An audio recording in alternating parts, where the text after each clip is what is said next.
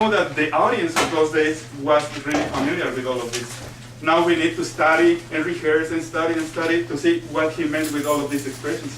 But for David, and the people that was reading David, he was singing, this was a song. The people that was listening to his song was very clear in understanding what is the meaning of the word line.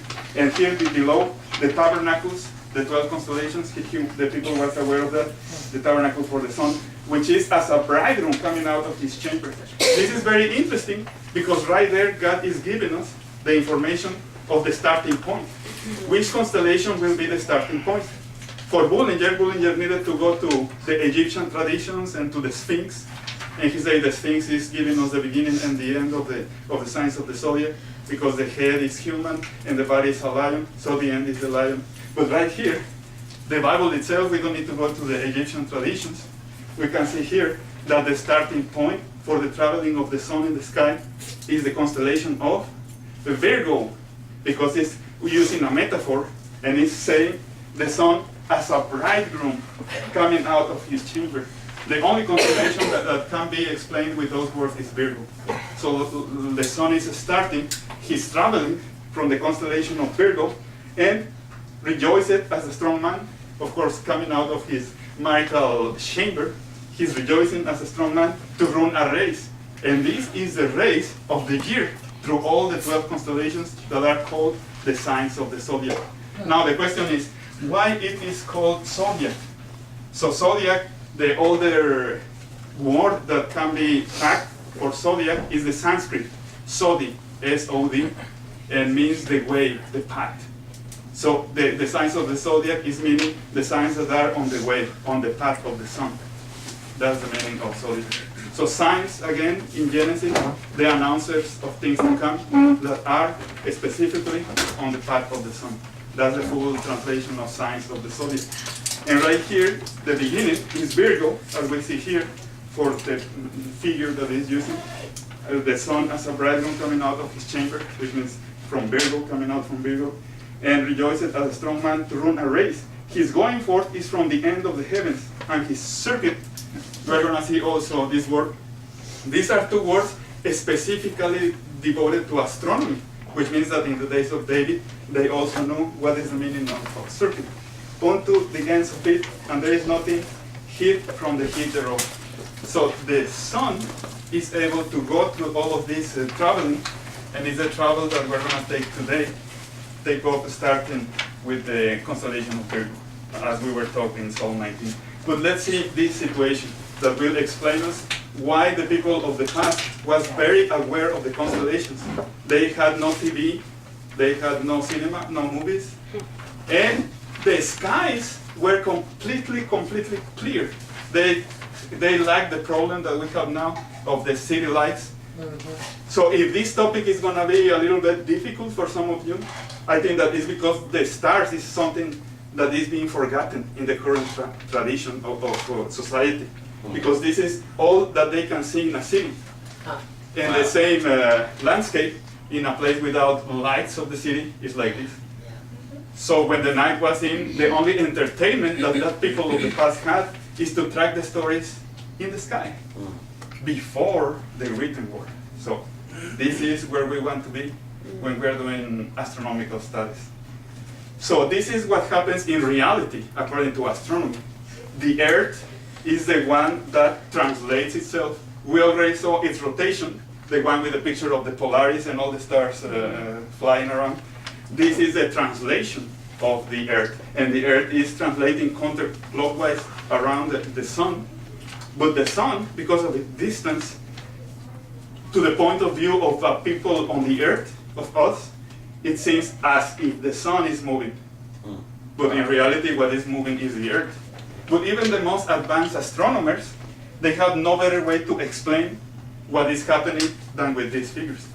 So somebody untrained will say, wow, he's saying that the Earth is the center and that the sun is flying around it. No, it's the best way that the scientists had to explain the ecliptic. What is the ecliptic? The ecliptic is the apparent movement of the sun, the path of the sun, the way of the sun around heaven from the point of view of the Earth. So when the Bible is talking about the circuit, is talking about this red ring.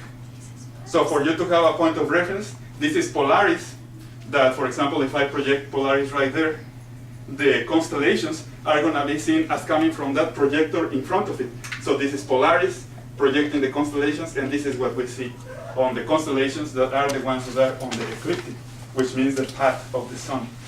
So this is the celestial equator that corresponds to the terrestrial equator, but the path of the sun is a little bit inclined, 23.5 degrees inclined. So which means that the point of view of an observer in the north is different from the point of view of somebody in the south. And you need to have this when you see the maps of the stars. You need to see, well, who made it? Somebody on the north or somebody on the south? Because, for example, this is the line that the Bible says. So if you open the circuit and you stretch it, this is the line. And these are the months that are the ones with the sun at the highest in the day than the night. This is the solstice of summer.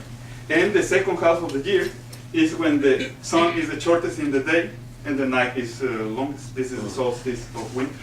And this is the constellations that we're going to see. But it's important to understand that David is talking as the best astronomer of his day, talking about the line of heavens. The line of heavens is this, and the circuit of the heavens that the sun follows, that is this. So now with astronomy we can better explain the Psalm 19 and understand these things. So now from United States in the north, this is how we see the constellations. So imagine that you are in front of this and you are looking Libra in the right side and Sagittarius in the left side. But if you were in South America, you see the constellations completely backwards. And this is an amazing representation of the Mayans, of how they saw the constellations. There were no horses in South America. They were extinct many, many years before, since the days of the flood of Noah. So the way they interpreted Sagittarius is with a man like this blowing a pea blower. So it's very interesting, because you can see that what we see as the feet of the horse, the back feet of the horse, is what they were seeing as the person. And this triangle that is in Sagittarius, they even put the location of the stars. So it's very interesting. But they kept the idea of a warrior, even if it was a warrior of their Indian style, with no horses, because they didn't exist in South America. And it's interesting that Scorpio kept its shape, but Libra, it was represented like a tree. And we're not going to see the details, but you can see, here we have Libra in the right, Sagittarius in the left. For the people that is in the south of the ecliptic, we have Sagittarius in the right and Libra in the left. So when you see these maps of constellations, that can help you and say, okay, these are being seen from the south. And then the path of the sun, which is the ecliptic, the circuit or the line, as David is explaining, is the same path of all the planets and of the moon. So God created the planets and the moon in a way that all of them follow the same path. That I may call it a highway, a superhighway, because it's a little wide. So you can see here, this was a beautiful picture taken on the Chinese wall, and it was a total eclipse of the sun. So that's allowed during the plain day for people to see Venus, Saturn, Mars, and Jupiter is like right up here, so couldn't fit in the image. But we have here a fixed star.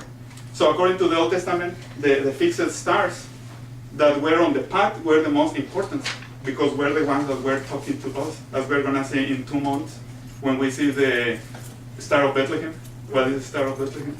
It's something related with the fixed stars, and as the ancient people used to call the planets, the moving stars. So that, but you need to keep that in mind. When the Psalm 19 is talking about the line, this is the line. And when the Psalm 19 is talking about the circuit, imagine this like a big ring that is where we see the sun traveling. Now, we have the book of Job that many historians think that is even older than Genesis. It's the one that Jethro gave to Moses, and that's what helped Moses to start being familiar with God, which is fascinating. And here we have some of the explanations in that old time of these things. Canst thou bind the sweet influences, the cluster of Pleiades? sorry that it's a little cut, is God telling him, were you able to put together the Pleiades? No, Job was not able to do that. The Pleiades are the cluster of 7 stars that are on the neck of the bull of Taurus. And then it's saying, or you, Job, is God speaking, God is telling to Job, or you, Job, were able to lose the bands of Orion. The most shiny constellation, the most beautiful one of them, the shiny one, as the older people used to call it, is Orion. And you can recognize the belt of Orion.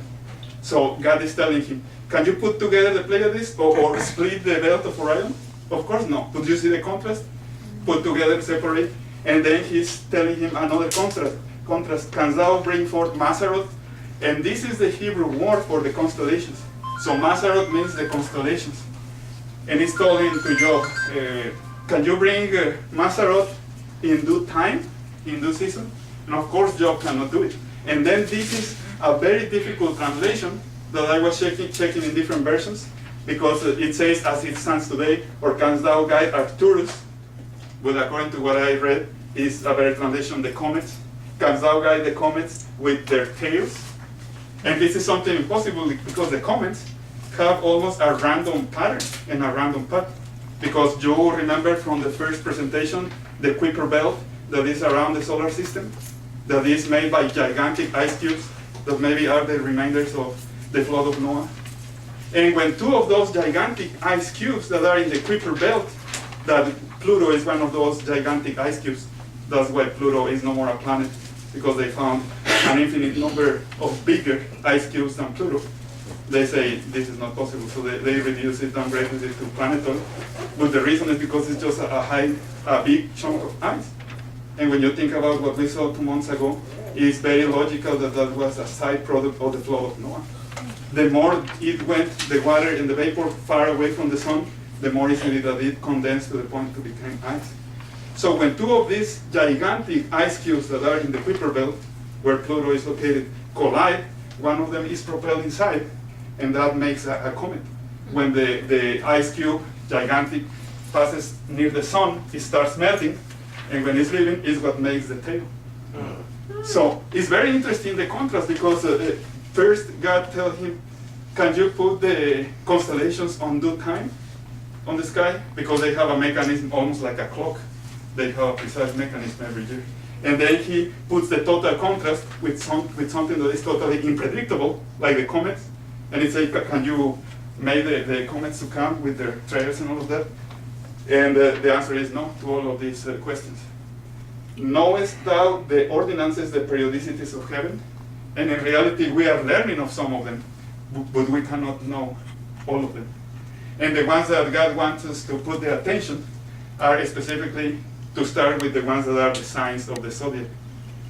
So, the signs of the zodiac, the ones that have the check in blue, are the only ones that kept from the beginning a meaning similar to what we read in the Bible.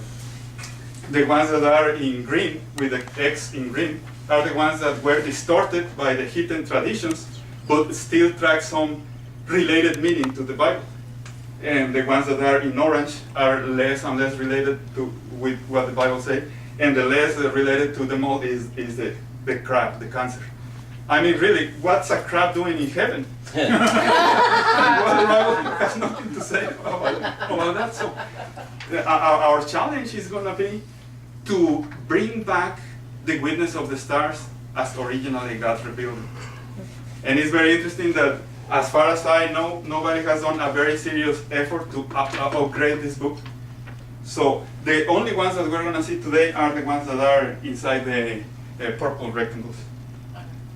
Of some of these, I even don't have any idea how to explain them, but I believe that with the help of God and dedication and careful study, we're going to crack the code of the worldwide in heavens. Like to say it as David. David was very familiar with all of this. And this is this book, the point of reference, and you can see how outdated it is, 1893. At the time of Bullinger, his method of research was to learn the most ancient names of the stars, and then to try to find the same names within the Bible. That was his strategy. And at that time, the Arabic names that were the older ones, he only knew 100 Arabic names of stars. Now today we know more than 160. So it's interesting that we have more material, and we have the internet. I think we have been very excited with the internet, trying to find an endless time of research of this.